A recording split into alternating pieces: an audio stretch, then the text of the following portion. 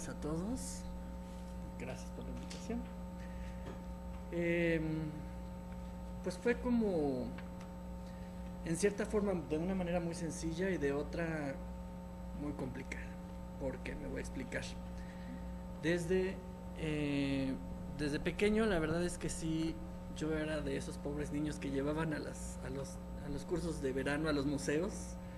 Y sí me marcó mucho ese tipo de cosas, igual que me llevaron al TIAP, al taller de infantil de artes plásticas, entonces pues caí. En casa siempre se hablaba de arte porque por parte de mi mamá la familia son músicos de profesión, de maestros del Conservatorio Nacional. Entonces ir a conciertos, ir a este tipo de eventos culturales pues era bastante común. Pero bueno, ya directamente hablar de los museos en cuanto a cómo llegué al museo desde la carrera, pues sí, en parte fue gracias a la doctora Patricia Vázquez, porque un día se le ocurrió publicar un programa de investigación y pues de repente yo llegué así de, me interesa. Se me quedó viendo así de, ¿tú? ¿Cómo? ¿A poco si de veras alguien vino? Y sí, efectivamente, pues la cuestión trataba de una investigación sobre la identidad visual de los museos de arte en la Ciudad de México. Entonces entré con una compañera y nos pusimos a investigar cómo había evolucionado la identidad de estos espacios, entre ellos pues el Museo de Arte Moderno, el Museo Rufino Tamayo, el Museo de Arte Carrillo Gil, el Chopo, el MUCA, el MUNAL, entre muchos otros. Y todo iba enfocado a ver pues quién había sido el diseñador, en qué año se había cambiado, por qué cuestión se había decidido el cambio en la identidad, porque eso hace que la memoria no tenemos memoria, entonces el que se esté cambiando regularmente la identidad de un museo pues no ayuda. Si pensamos nosotros en Coca-Cola, pues Coca-Cola es y ha sido desde siempre igual, o muy similar por lo menos, cosa que no pasa con las identidades de los museos. Entonces ahí surgió como el gusanito por empezar a investigar qué es un museo y qué se hace en un museo, y sobre todo en museos de arte de la Ciudad de México.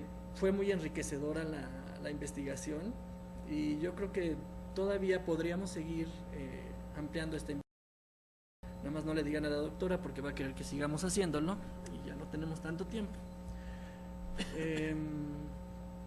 Entonces el resultado pues fue un periodo de un semestre porque nos vimos interrumpidos por la huelga, esa huelga del año 99 me parece que fue, ¿no? Entonces paramos un poco, continuamos en algunos museos, los de la universidad fue más complicado, y mientras tanto, mientras estaba la huelga, tuve la fortuna de que me aceptaran en el Museo Nacional de Culturas Populares. O sea, ya había yo investigado un poco sobre qué se hacían en estos museos de arte y yo dije, bueno, pues vamos a ver qué más se hace, ¿no? Y a los 5 minutos, no tienes nada que hacer, vamos de inmediato, te presento con alguien en el museo, y al día siguiente ya estaba yo dentro del museo. Cuando llegué yo dije, pues es que quisiera experimentar qué se hace en el área museográfica. Yo ya en ese tiempo ya sabía que era la museografía, y la museógrafa me dijo, ¿vas a hacer tu servicio social? Así de, no, ya lo terminé. Y entonces, ¿quieres que te paguemos? Pues la verdad no, porque no sé cuánto voy a durar aquí. Mientras dure la huelga pues puedo venir. Entonces, ¿vas a ser voluntario? Pues, sí. Parecía que era como bicho raro el decir voluntariado, no lo tenían en su diccionario, ¿no? Era así de, me llevó en ese momento con la directora y la subdirectora, oye, que quiere venir a hacer voluntariado, imagínate. Y así de, ajá, ¿pero vas a venir todos los días? Pues sí, pero no vas a faltar, ¿no? ¿Será que le damos la oportunidad? A ver, ¿qué sabes hacer? Bueno, una entrevista peor que una entrevista de trabajo, ¿no? Yo de veras que sí me interesa y sí quiero venir. Total, me dieron la oportunidad.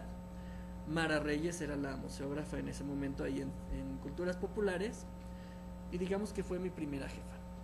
Y ella me enseñó qué se hacía en Culturas Populares, en la parte de la museografía.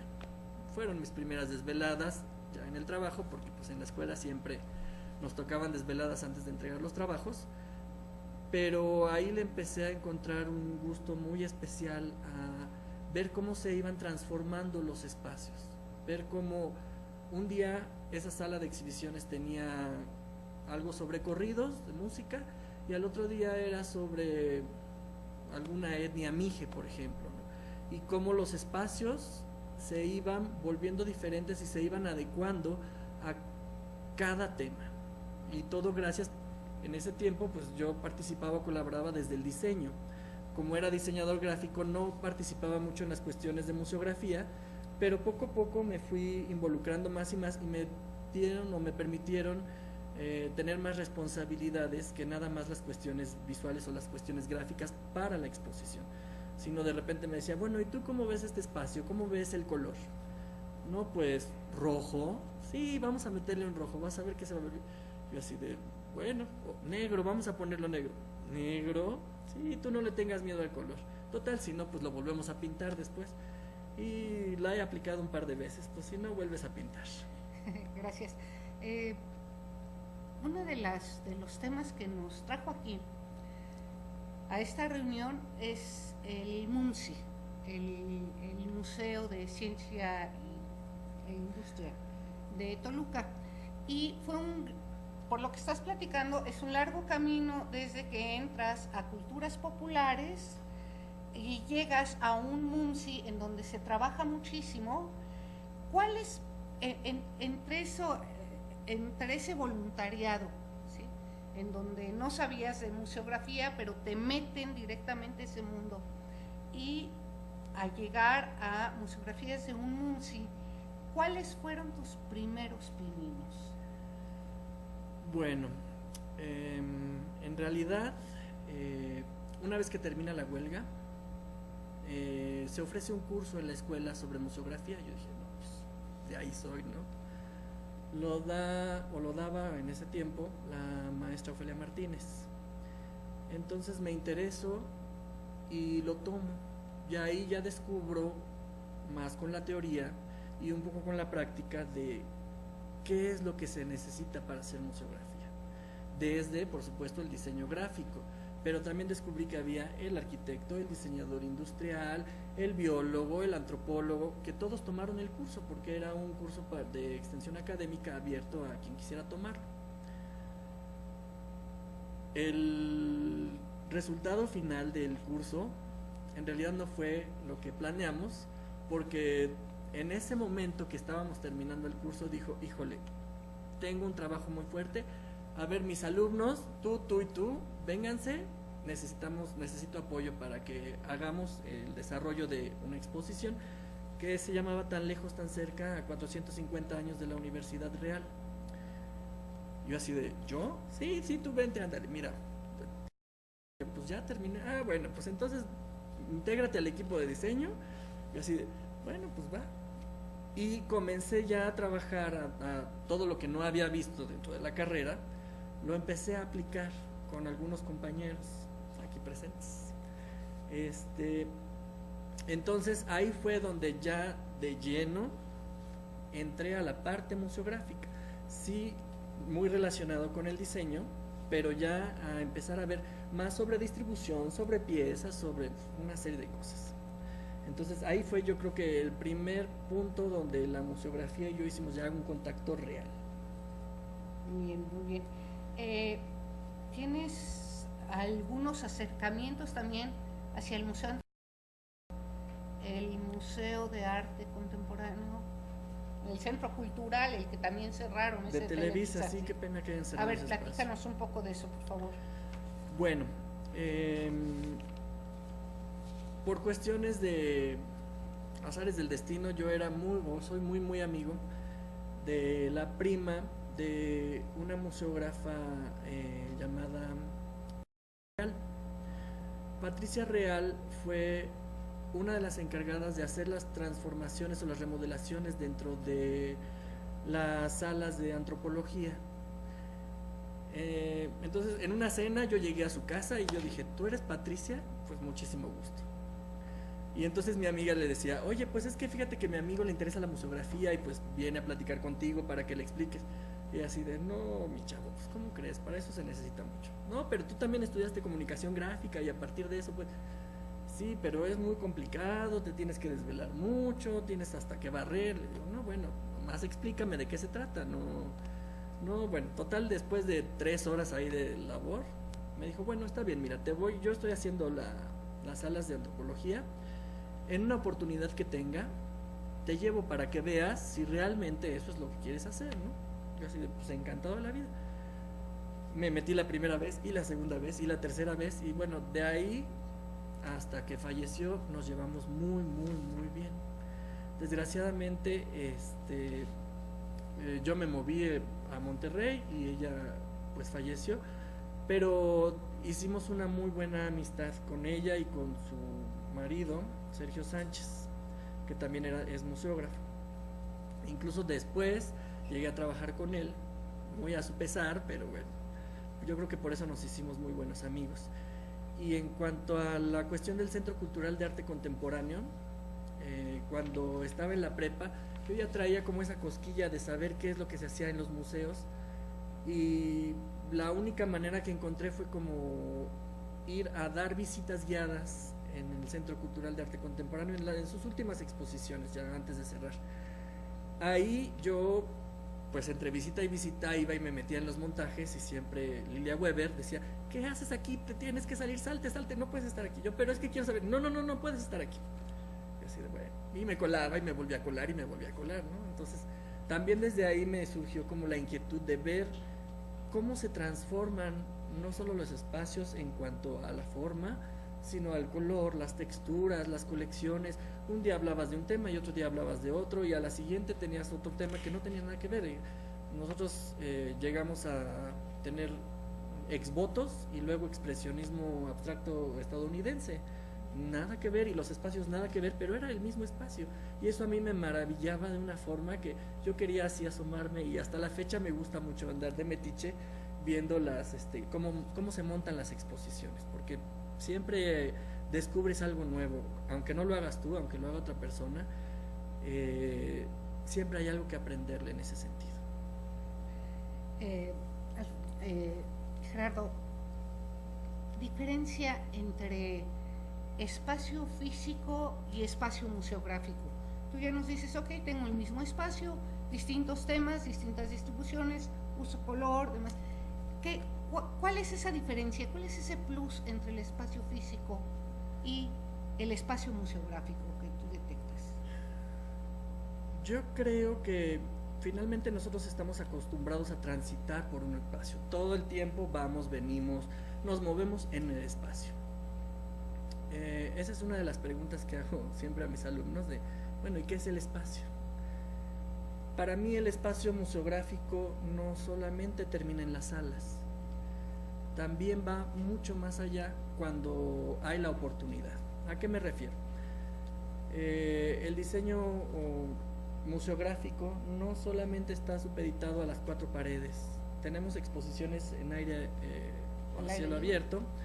Tenemos incluso yo estoy convencido de que otra forma de exhibir pues son los escaparates o son todo aquello donde implica el diseño, donde implica la forma, donde implica el color, la textura, la iluminación y una serie de elementos que vemos en los museos pero no los. Entonces yo creo que el espacio museográfico tiene que ver sí con esa área donde tú exhibes, que puede ser interior o exterior, y el espacio pues es, bueno, finalmente el espacio es el que transitamos. El museo es un espacio, es un contenedor que tiene las exposiciones y que nosotros desde la museografía podemos hacer que el visitante se sienta dentro de la exposición, incluso fuera del museo, a través de muchísimos recursos que existen, como personajes en los que te van adentrando desde, vamos a decir, desde la entrada, o incluso el espacio, cómo nosotros lo percibimos para llegar a los espacios, para llegar a un museo, cómo la señalética te ayuda, no te ayuda, ese tipo de cuestiones yo también creo que debería de estar involucrada la museografía, aunque no necesariamente y no en todos los casos pasa.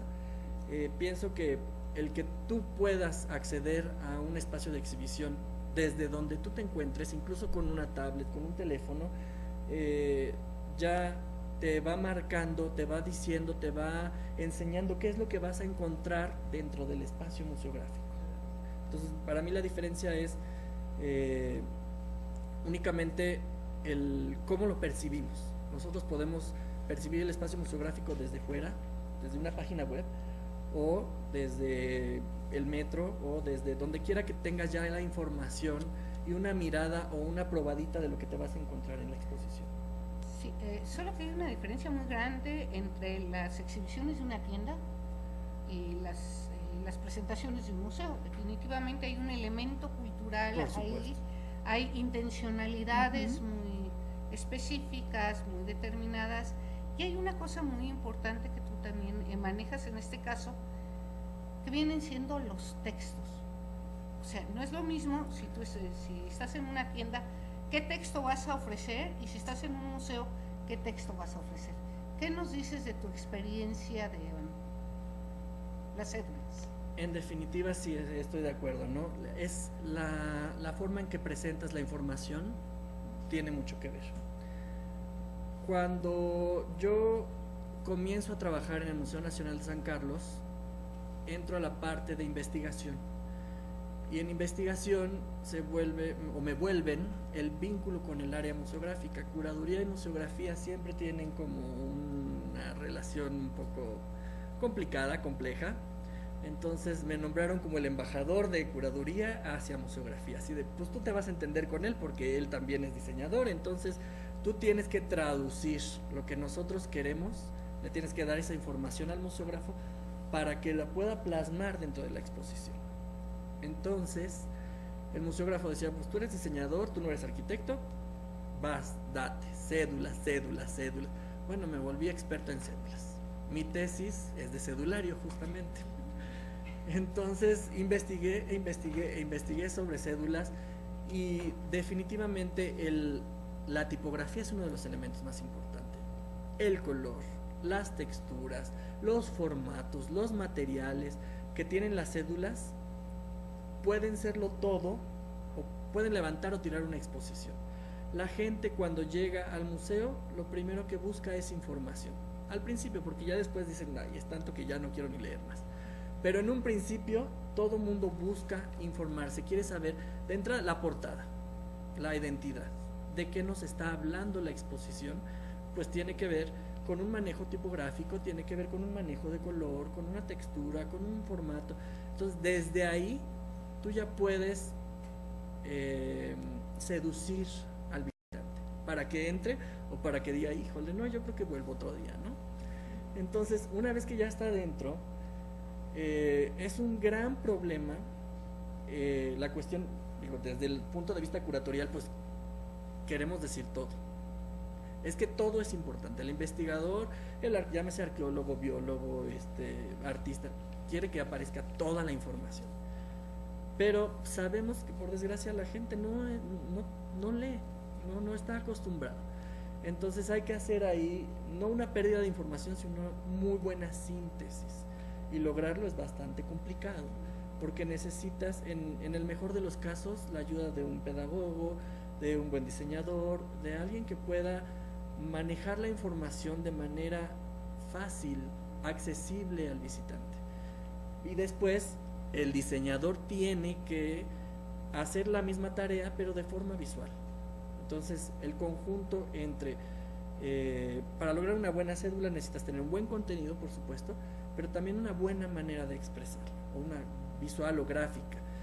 Los contrastes, he ido a infinidad de exposiciones donde es imposible leer, no porque no tenga buen tamaño, sino porque el contraste no es adecuado, porque la iluminación no es correcta, porque la textura brinca más, la imagen que utilizan a veces de fondo llama más la atención que lo que estás leyendo.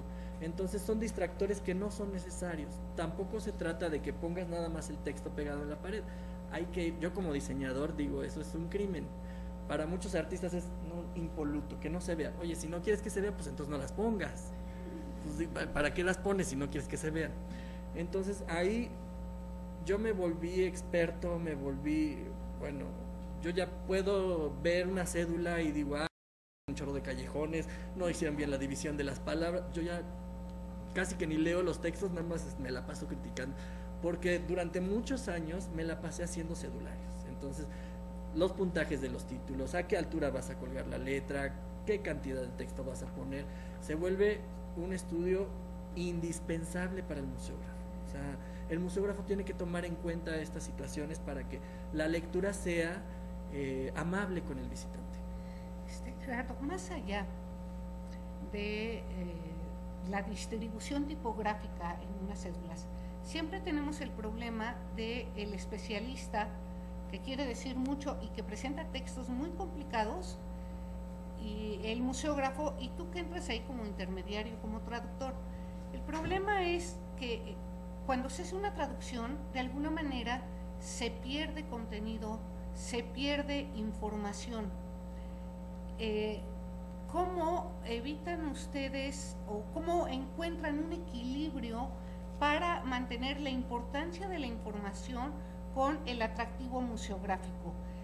Independientemente de que supongo que deben hacer evaluaciones de cédulas, tanto de contenidos, comprensión, el aspecto visual, pero ¿no se te hace un tanto cuanto el traducir textos de un físico, de un historiador, de un antropólogo, y luego a la hora parrafitos que igual o son muy difíciles de comprender o de plano son muy sosos, ¿no? Sí, siempre corres ese riesgo. La verdad es que por eso decía que es muy complejo. Esto no es nada más, pues, córtale, pasar la tijera. Recuerdo una ocasión en la que yo decía, bueno, ok, vamos a hacer un experimento. Si tu visitante promedio que está allá afuera le entiende, lo dejamos. ¿Te parece? Vamos. Yo leí el principio de la cédula. El título de la cédula era El protobarroco neoveneciano. Yo dije, ni siquiera yo sé qué diablos es eso. O sea, por favor que alguien me explique. Ya sé que la cédula es para que te explique, pero yo leo protobarroco neoveneciano y digo, híjole, pues no, perdón, no te entiendo nada. Entonces ahí es donde el apoyo como traductor que puedas tener de un buen equipo de investigación, de un buen equipo de pedagogía, de alguien que sepa de comunicación, que pierda lo menos posible. Yo creo que pasa un poco como lo que vemos en las películas. Los que estamos un poco acostumbrados a otros idiomas, como el inglés, tú dices, ay, no es cierto, no decía eso en los letreros, porque tienes muy poco espacio, muy poco tiempo. Entonces, captar la idea fundamental con el curador, o sea, te tienes que sentar y tienes que decir, a ver, me parece que es súper importante lo que estás diciendo, pero la propuesta es, vámonos a un catálogo, vámonos a un folleto, vámonos a cédulas de sala y jerarquicemos, pongamos niveles de lectura. A lo mejor en una cédula introductoria o en una cédula de temática, no vamos a poner todo. Si tú crees que cada palabra de la que está escrita es importante, pongámoslo, pero en otro soporte, no necesariamente tengamos que hacer en el cedulario. Hay muchos tipos de cédulas, aprovechémosla. Entonces así creo que no se pierde. Además, no siempre estamos en el mismo nivel, no es lo mismo un niño, un adulto, un adolescente, un adulto mayor, no van a entender lo mismo siempre. Entonces tenemos que hacer no solamente una traducción en cuanto al contenido, sino una traducción a diferentes niveles de lectura, porque tienes diferentes niveles de visitantes, lo cual es como un triple salto mortal al frente, ¿no? Si lo logras, pues es que eres un genio. A veces se hace, a veces, pocas veces yo he visto que se logre en algunas exposiciones, incluso en las que nosotros mismos hacemos. Gracias. Voy a hacer un pequeño corte porque los compañeros de Jiquilpan tienen un compromiso y se van a desconectar dentro de poco. Los vamos a extrañar. Gina, ¿estás por ahí? Sí, por acá andamos. Un saludo. Sí, doctora, bueno, se nos comentó en la tarde justamente que pues se tiene que hacer este enlace y una disculpa de nuestra parte, pero un gusto saludar a Gerardo. Soy compañera del ENAP allá. Gusto a todos por allá.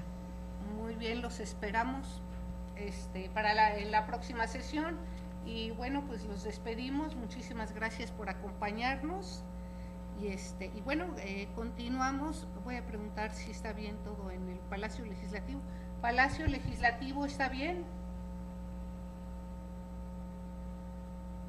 Jiquilpan tiene que cerrar. Doctora, de aquí de Jiquilpan nuevamente, nos vamos a desconectar 5 minutitos antes de las 6 de la tarde. Ah, muy bien. Bueno, pues entonces ustedes se desconectan cuando necesiten hacerlo. Muy bien.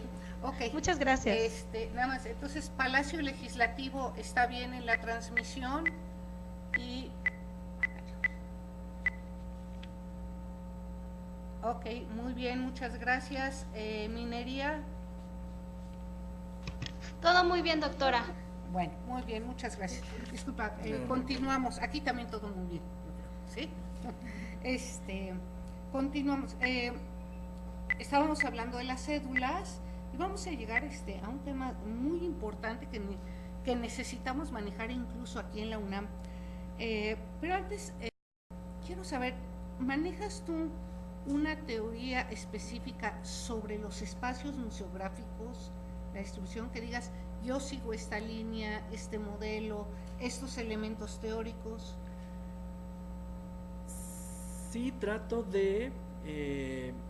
me interesa la didáctica, aunque ahora desde donde estoy trabajando ya actualmente no me dedico tanto a hacer diseño museográfico, sino a llevar como la logística de los proyectos.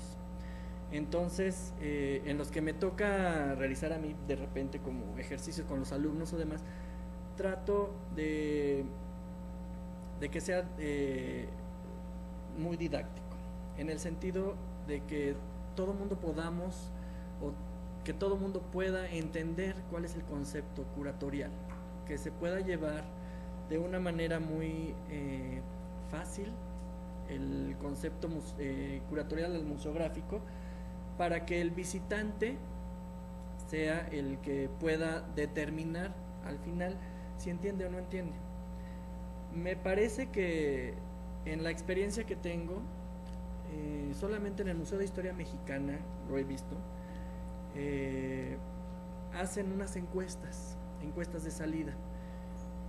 A mí me parece un poco arriesgado, pero como lo hacen allá, sé que se han hecho en otros espacios, incluso aquí en Universum también, pero como lo hacen o lo hacían en el Museo de Historia Mexicana, me parecía arriesgado, porque el que llegue alguien y te pregunte, ¿entendiste? Dices, ay, mamacita, espérate, o sea, si apenas me faltan otras 3 salas.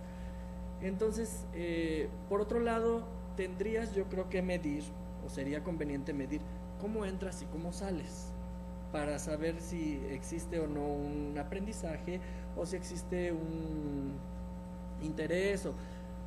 Yo pienso que en la medida en que al salir tú de una exposición te lleves interrogantes y que puedas desarrollar fuera del museo el tema, o que investigues o que preguntes o que te intereses de alguna manera, se cumple un objetivo. ¿Cómo se mide? Pues sí, con preguntas abiertas y cerradas, pero he visto que funciona mucho ya como desde internet. Ya estas generaciones que traen pegados el iPad y el iPhone y hay todo, es más fácil que contesten de ahí, sienten como más libertad. No llega alguien y te pone enfrente así, ¿verdad que sí entendiste? Sí, pues claro que entendí el protobarroco veneciano súper bien, yo lo tenía claro desde un principio.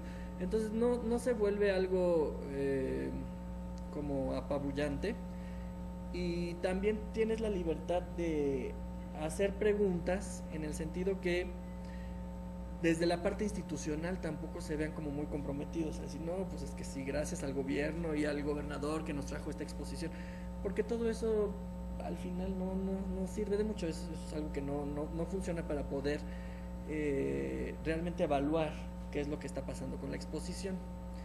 Entonces yo trato de que en algún punto, con ejercicios, puedas descubrir desde dónde viene y cómo viene y cómo sale el visitante. Es muy difícil, falta creo que mucho desarrollo, mucho tiempo, y me falta revisar muchos estudios que se han hecho de públicos.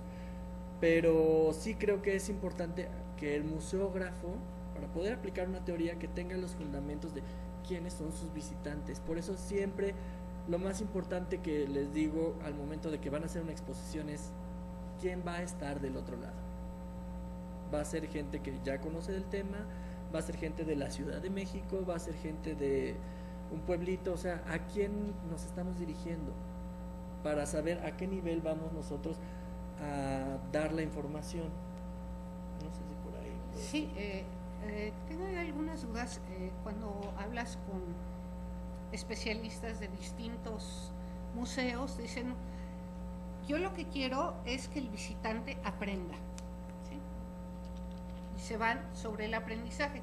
Luego se decepcionan mucho porque cuando salen de la sala mexica del Museo de Antropología dicen, pero ¿cómo es posible? Estuvo media hora ahí y no sabe el año del descubrimiento de América o el año en que cayó Tenochtitlan. Y vamos, es que la persona no va a eso al museo, ¿no? Pero están muy interesados en que la persona aprenda. Tenemos muchos museos de tipo de arte, entonces, no, yo lo que quiero es que la persona interprete libremente, la persona construya su propia experiencia. Y ahora, en los últimos modelos de evaluación de públicos, está la propuesta de medir la satisfacción, ¿sí? Obviamente esa es una red muy complicada para decir, bueno, es que hago yo este museo y quiero que el visitante se lleve conocimiento, interpretación, satisfacción. ¿Tú te inclinarías hacia alguna línea especial o la marcarías a partir de la temática de la exposición? ¿Cómo ves A mí en lo personal, lo primero que me interesa que se lleve el visitante es una identificación, que se pueda, todavía no sé cómo poder medir que se identifique o no, porque el típico ejemplo que vemos o que quizá hemos hecho, ¿esto qué? Hasta mi hijo hace mejores garabatos y tiene 3 años. No se están identificando, el contenido no, quizá no es para ese tipo de público. Cuando va una señora, o por decir un estereotipo, a ver los vestidos en el Museo Nacional de Historia, y dicen, qué increíbles, qué bonito, lo entiende perfectamente, o sea, se está identificando, hay una relación objeto-visitante que ya no tiene que aprender si era de tal o cual material, que ya no tiene, o sea, ese no es para mí el interés es que pueda sentirse identificado con un objeto, con un texto, con algo de información. Si después de eso dice, qué increíble, y qué más había en esa época, y se mete a internet o agarra un libro, ya se logró un objetivo muy importante. ¿Cómo medirlo? Pues híjole, ahí sí no es mi expertise, pero creo que si podemos saber si salió satisfecho. A mí me hicieron esa encuesta saliendo del Museo Nacional, ¿no? Después de ver los hilos de la historia. Le digo, de veras yo no soy tu mejor cliente, mejor pregúntale a otro. No, sí, por favor, digo, órale pues. ¿Aprendió usted algo? Ahí es donde estamos mal, justo ahí. Ajá, sí aprendí. ¿Qué aprendió? Aprendí que la iluminación estaba muy mal puesta, que los textos, o sea, empecé a dar una serie de respuestas que yo sabía que no eran correctas, pero que al final un poco sí, con el afán de que las personas que están del otro lado haciendo estas encuestas, ojalá puedan entender cuál es el verdadero objetivo de traer exposiciones a México. Podemos tener exposiciones súper taquilleras, con millones y millones y millones, que tampoco nos van a servir de mucho porque no tenemos la capacidad en los espacios para recibir a tanta gente. Yayoi Kusama, sí, mi selfie, ay, increíble, todo el mundo con los puntitos. Y se identificaron, a lo mejor sí, funcionó, entonces a lo mejor sí. ¿Valió la pena acampar una noche antes ahí? Pues cada quien valorará, ¿no? Leonardo, pues también, ya veremos al final, exitosísima porque llenamos y llenamos y llenamos. Faraón, exitosísima porque llenamos. Y eso ya se manejaba desde, pues, las primeras exposiciones que yo me acuerdo era México Esplendores de 30 siglos, ¿no? Uy, una cola gigantesca porque todo el mundo quería ver Rubens y su siglo. Y luego, ¿para qué? Ah, pues porque lo dijeron en el noticiario, porque... ¿Por qué? Entonces ahí yo entro en una serie de conflictos que hago a mis alumnos que entren en esos conflictos también, porque siempre les pregunto cosas que ni yo mismo me puedo responder, pero siempre me estoy preguntando, bueno, ¿y para qué vamos entonces en realidad a los museos? ¿Porque nos mandan? ¿Porque nos dicen que qué buena exposición? ¿Porque queremos una selfie? Pues a lo mejor si es para eso está bien y cumple perfecto el cometido de la exposición, pero ¿de veras es lo que el curador o el museo o el Instituto Nacional de Bellas Artes quiere? Son preguntas retóricas que nunca puedo contestar. Bien, pero yo creo que nos vamos a meter a un tema un poquito más complicado que se relaciona con esto, y vienen siendo las categorías de ISO para los museos en México. Tú nos comentas de una experiencia muy importante en el Museo de Historia Mexicana de Monterrey, en donde se lleva el ISO, se logra el ISO 9000 para los museos. Platícanos eso, por favor. Cuando yo llego a Monterrey en el año 2007, estaba en construcción el Museo del Noreste y estaba por inaugurarse el Foro Internacional de la Escultura, Forum 2007. El Museo de Historia Mexicana era parte de este gran evento cultural en el que la visión regiomontana fue cuando dije, ay mamacita, ahora sí estoy en el norte. Empresarial salió así como a relucir. Yo me acuerdo que un día llegué y me dijeron, muy bien, bienvenido, tú eres el museógrafo, son 3 museos, el Museo de Historia Mexicana, el Museo del Noreste y el Museo del Palacio de Gobierno, todos somos uno mismo, te tocan los 3 museos. Le dije, híjole, bueno, está bien. Un chorro de metros cuadrados, un chorro de exposiciones que montar, dinámicas diferentes. Pero ¿qué crees? Nos vamos a certificar en ISO 9000. ¿Se van a qué? A certificar en ISO 9000. Yo dije, ¿qué diantres es eso? Pues ya me explicaron que es un conjunto de normatividades para la calidad, donde tú tienes que hacer una serie de procesos siempre de la misma manera para garantizar que tu resultado siempre va a ser el mismo. Yo les dije, están bien locos, ¿cómo creen? O sea, todas las exposiciones son diferentes, todas las temáticas son diferentes, hay unas en las que sí haces esto y otras en las que no haces esto. No, además a mí, ¿quién me va a decir? Lo tengo que hacer en 5 minutos, pues ¿por quién me toman? No, yo me tengo que tomar mi tiempo porque pues, soy el museógrafo, ¿no? Pues, no. Entonces, te exhorto a que investigues bien qué es el ISO 9000, yo te puedo ayudar. Y en el caso tenemos un apartado específico para la museografía. Yo dije, santa cachucha. Pues entré al ISO 9000, empecé efectivamente a investigar de qué se trataba el ISO 9000 y bueno, esa es una denominación, porque después del ISO 9000 existen varias áreas dentro de la industria y entonces hay unas que son ISO 9001, 9002, 9003, 9004, dependiendo de el área de la industria en la que tú te encuentres. Y decía, pero no somos una industria, pues eso no aplica para nosotros. Sí aplica. Nosotros aquí en Monterrey, la producción es lo más importante. Yo dije, híjole, bueno, está bien, está bueno. A ver, más despacito. Pues es que no te queda de otra, compadre. O sea, o le entras al ISO 9000 o le entras al ISO 9000. Poco a poco fui entendiendo que llevar un proceso, nosotros llevamos procesos todos los días. Siempre, desde que nos levantamos ya estamos pensando, lo primero que hacemos, bueno, pues te bañas, desayunas, te lavas la boca, sales de tu casa. Es tan fácil como eso.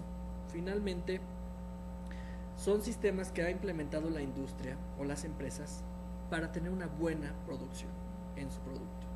Y puede ser un producto, puede ser un bien, puede ser un servicio. Entonces, las exposiciones, por supuesto, que pueden entrar dentro de la certificación ISO 9000. Durante ese año, en el 2007, fuimos el primer museo en México certificado con el ISO 9000. Eso no implicaba nada más que poder llevar a cabo las exposiciones con un orden específico, donde yo hacía lo que tenía que hacer, ella hacía lo que tenía que hacer, el de enfrente hacía lo que tenía que hacer y todos engranaban perfectamente. Pero ¿qué pasa en nuestros museos que no son ISO 9000? Pues le pisamos el callo al de junto porque yo tengo una muy buena idea y entonces yo me imagino que podemos hacer esto y esto. No, oye, pero espérate, a ver, de este lado para allá es tu territorio, porque yo también me puedo meter y pisarte los callos. Entonces, eso nos crea muchísimos conflictos en la actualidad para trabajar. Un museo no se hace con una persona, se hacen con muchísimas personas y respetar la actividad de cada uno se vuelve muy complicado, sobre todo cuando es que ya es para mañana y ya va a venir el gobernador o ya va a venir el rector y tenemos que inaugurar y entonces ¿por qué no está listo? Y entonces a ver, yo te ayudo porque tú te tardas mucho y si no puedes, dime que no, espérate, o sea, si todo mundo hace lo que tiene que hacer, el resultado sale muy bien, con los tiempos estipulados y no tienes que estar así 3 noches sin dormir porque iba arriba. No. Si tú tomas en cuenta la planeación se vuelve indispensable para el ISO 9000. Tú dices, mi proceso es este y si está mal me regreso hasta el punto 7, 8 y 9, lo repito las veces que sean necesarias y llego al 10, 11 y 12 y del 12 se lo paso al 1, 2, 3, 4 y así va pasando. Es tan simple como eso. Me costó un año entenderlo y ahora que yo trato de aplicarlo todo el mundo así de, ¿cómo crees? Para museos no aplica el ISO 9000, ya dejaste Monterrey, ya no estás en Monterrey, o sea, ubícate. Entonces, pues yo digo que es como el chiste, cuando regresé pues me siento como la India María, ¿no? Pues ni de aquí ni de allá, porque aquí no puedes aplicar lo que aplicas allá y sientes que todo eso que aprendiste a veces se vuelve hasta frustrante, porque aquí pues te mandan a la goma. Pero bueno, en la medida de lo posible creo que es podría ser interesante trabajar con eso y más adelante vamos a hablar de otro tipo de certificaciones. Vamos a ver, el Guggenheim de Bilbao está en el 14001, ya no en el 9000. Tienes un ejemplo del 9001 de calidad, pero el Guggenheim está en el 14001. ¿Qué pasa el de Bilbao? ¿Qué hay ahí? Estos números finalmente es el número de certificación que se tiene, es como el código de certificación. Actualmente el ISO 9000 va ampliándose año tras año a diferentes áreas, ya incluyendo la cultura. Entonces el Guggenheim, tenemos el ejemplo del Guggenheim en Estados Unidos, sobre todo en Estados Unidos o América del Norte, Canadá, Europa, están adoptando estos tipos de certificaciones porque garantiza que vas a tener una exposición como debe ser. Entonces el 14000 que le llaman ahora al Guggenheim es digamos que es como la etiqueta que tiene para ciertas áreas de la cultura, en específico para exposiciones. Así comenzó con el 9000 y así se quedó, porque esa era una empresa, en realidad es una empresa que se dedica a certificar, por eso se llama así ISO 9000, pero ya se quedó el ISO y ahora aplica para muchas otras actividades, no nada más la industria, sino ahora la industria cultural también entra como esa parte, y el 14 el dato o la terminación que define qué tipo de certificación estás obteniendo como empresa cultural. Muy bien, bueno, pues estamos todos en la etapa de las certificaciones que hay que renovar cada 5 años, en fin, a eso nos lleva el futuro. Gerardo, por favor, ¿qué diferencia sustantiva detectas tú entre exposiciones de temática de ciencias, de arte y de historia? Definitivamente, hablar ya de exposiciones diferentes en una misma línea, como puede ser el arte, se vuelve complicado. Cuando hablamos de la diferencia entre arte, ciencia, historia, se vuelve todavía más complicado.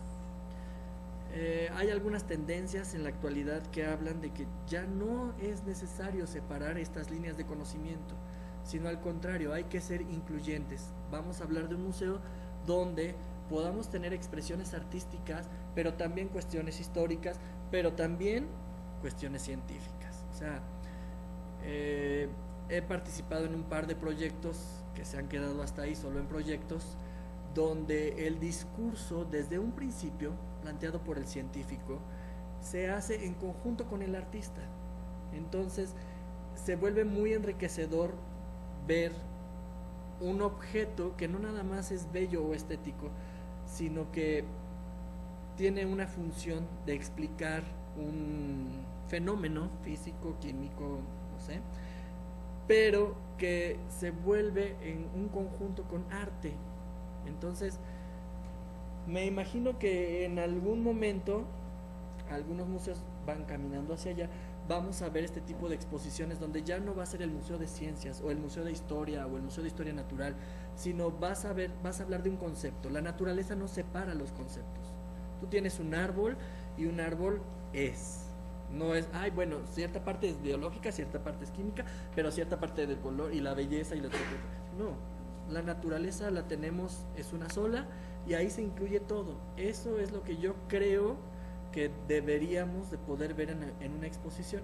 Se vuelve complejo porque no estamos acostumbrados.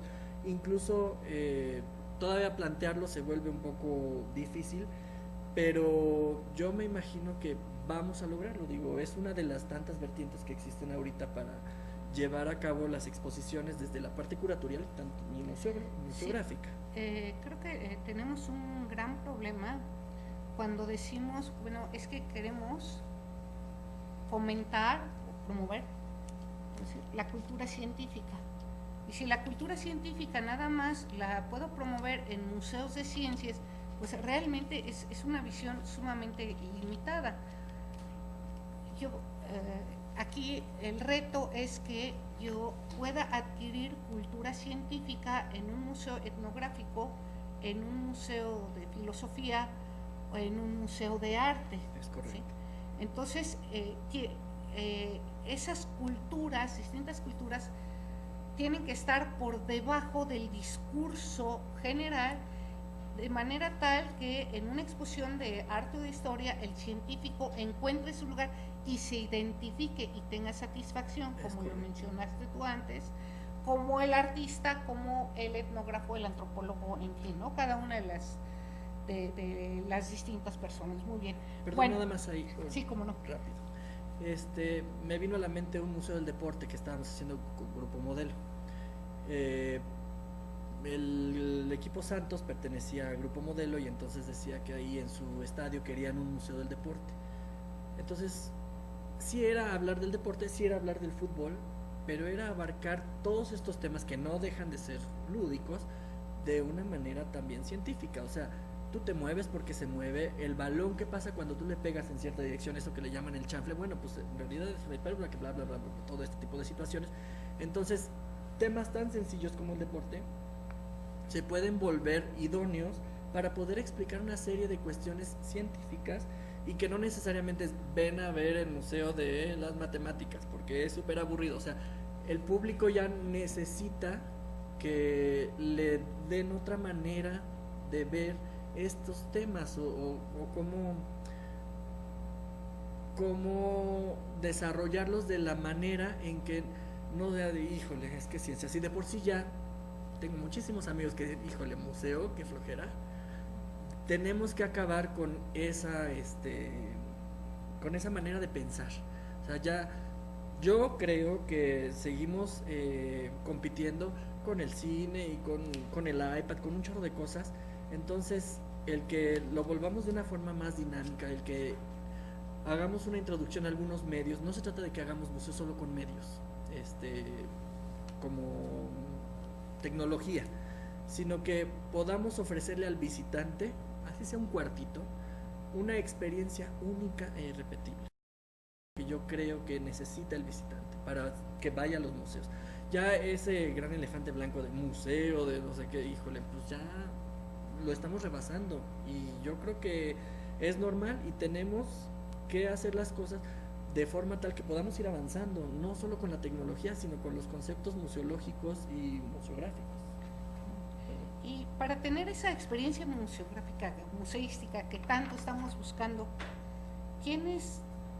prefieres algunas estrategias comunicativas o cómo recurres a ellas?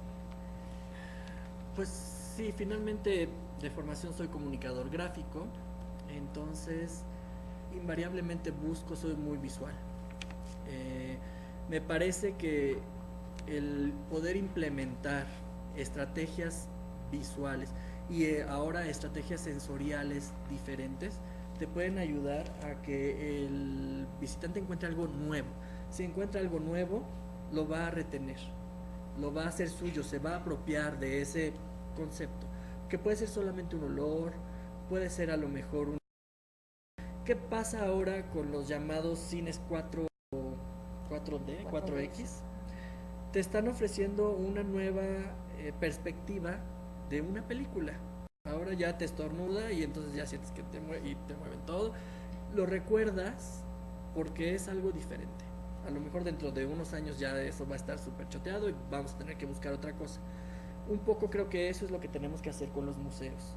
Buscar el método adecuado para que el público pueda encontrar eso único que vamos a ver en tal o cual museo. Cada museo puede seguir las estrategias que les sirvan mejor. Algunos, no sé si mal o bien, pues se vuelven unas cuestiones de mercadotecnia, ¿no? En una plaza comercial, tal como anuncias una película, pues ahora estamos anunciando a Leonardo. No lo veo bien, no lo veo mal. Creo que son esfuerzos diferentes que se están haciendo y al final el resultado que se está logrando es que el público se acerque a los museos. Las estrategias, cada quien podremos pensar si son buenas o malas, a lo mejor no son las que nosotros haríamos, pero creo que mientras funcionen podemos estudiarlas y repetirlas y mejorarlas. Todo se vale. Sí, yo creo que sí. Todo se vale. Bueno, pues vamos a llegar al tema que nos trajo aquí. ¿Sí? Lástima que tu compañera no pudo estar presente, está fuera de la Ciudad de México. Pero bueno, ¿qué pasa con ese patrimonio industrial? En sí es una categoría bastante novedosa y en México ha tenido pues sus altibajos para ese reconocimiento y esa preservación y conservación del patrimonio industrial. O sea, ¿cómo le hacemos para que se vuelva patrimonio y deje de ser chatarra o algo viejo? ¿Cuáles son tus experiencias, por favor? Pues es muy curioso. Yo platicando así me gusta pues tomar algunas notas mientras platico con familia, con amigos, con diferentes personas. Y yo les decía que, o me decían, que hay un momento en el que las cosas dejan de ser viejas para convertirse en antiguas. Entonces, ¿cómo defines ese momento en que pasa de ser algo viejo, algo que no quieres en tu casa, a es que ya es antiguo, ¿no? Ya tengo mi máquina de escribir, Remington de 1900 y tantos, y ya se vuelve un objeto hasta decorativo. Cuando a lo mejor tienes una Olivetti de los años 80 y dices, híjole, es que eso está viejo, no es antiguo, entonces todavía no lo conservo. Bueno, tenemos una gran disyuntiva ahí porque ¿qué es lo que pasa? La industria, y lo vemos durante todas las épocas, algo que ya se ve viejo, ya no nos gusta y todavía no es antiguo, ¿qué hacemos? Lo destruimos o en el mejor de los casos reutilizamos las piezas o las partes. Entonces ya por desgracia esa máquina, ese objeto ya se vuelve viejo pero ya no llega a ser antiguo.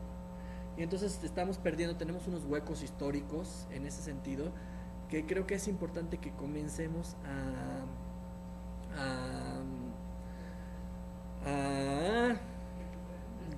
resguardar, sí.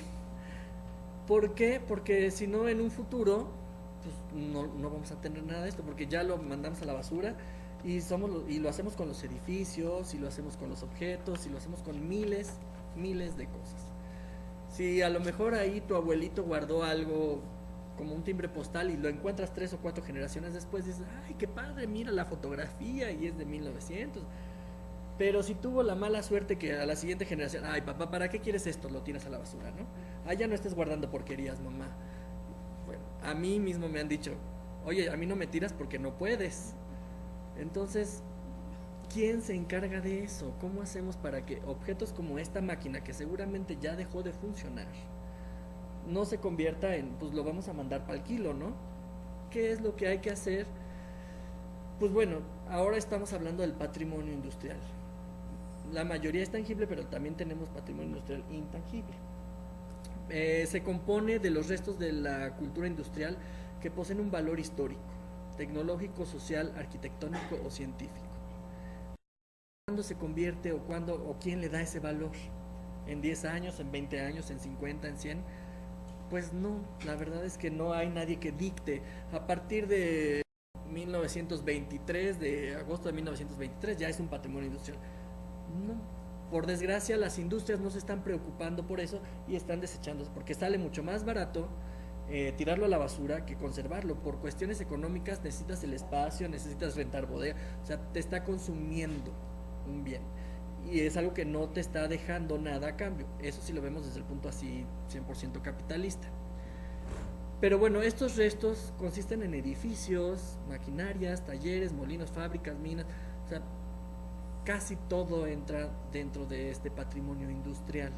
En poco tiempo quizá esta computadora, ese escritorio, esa cámara va a dejar de funcionar y lo podemos recuperar como patrimonio industrial. Los medios de transporte y su infraestructura, así como los sitios donde se desarrollan estas actividades que la sociedad desecha todos los días y que volvemos a construir. Entonces, en un momento, estas fábricas como la que tenemos aquí va a dejar de funcionar. Hay un elefante blanco que, ¿qué vamos a hacer con él? Pues muy fácil, lo tiramos y llega Slim y hacemos edificios y los vendemos carísimos, ¿no? Pues sí,